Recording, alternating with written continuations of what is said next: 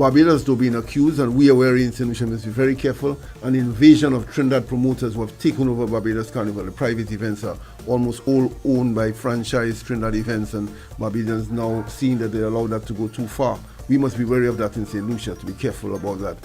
That before we look around, it's foreign-owned fetes and events, the money leaving St Lucia, and Trinidad and Tobago in Barbados really did a swamp on it. We must be wary in St Lucia that the same doesn't happen in St Lucia. Keep a check on who's doing these events, who's staging them, before we again in St Lucia in a foreign-owned, a private sector of the carnival. And so, but Barbados too, in their own way, have distinguished themselves. One feature they're very strong at. We mentioned Jab Jab in Grenada.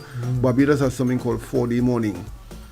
Trust the beach and the different name. It's really the Juve morning. It's not on the morning of the parade. It's the day before. It's a Saturday morning. And it's very massive.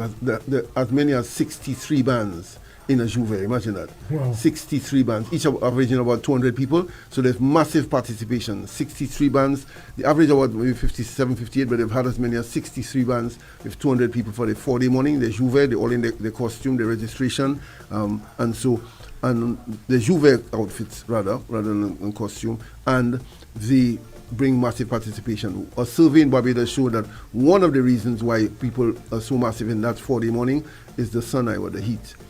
A number of the ladies actually stated the heat on the carnival parade by 2, 3, 4 in the afternoon. They said it's not appealing to them, so they prefer to take the early morning jump, go hard with the fetes, and then the Juve morning, and they go with carnival.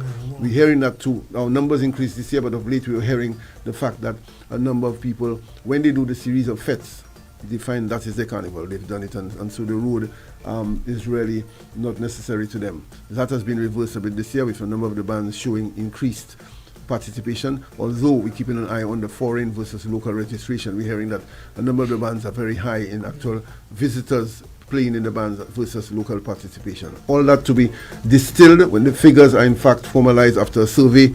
Interesting, very interesting indeed. We need to keep analyzing our carnival, looking at different features and seeing how we need to tweak it to remain current. We've been trending, we've been surging the last few years.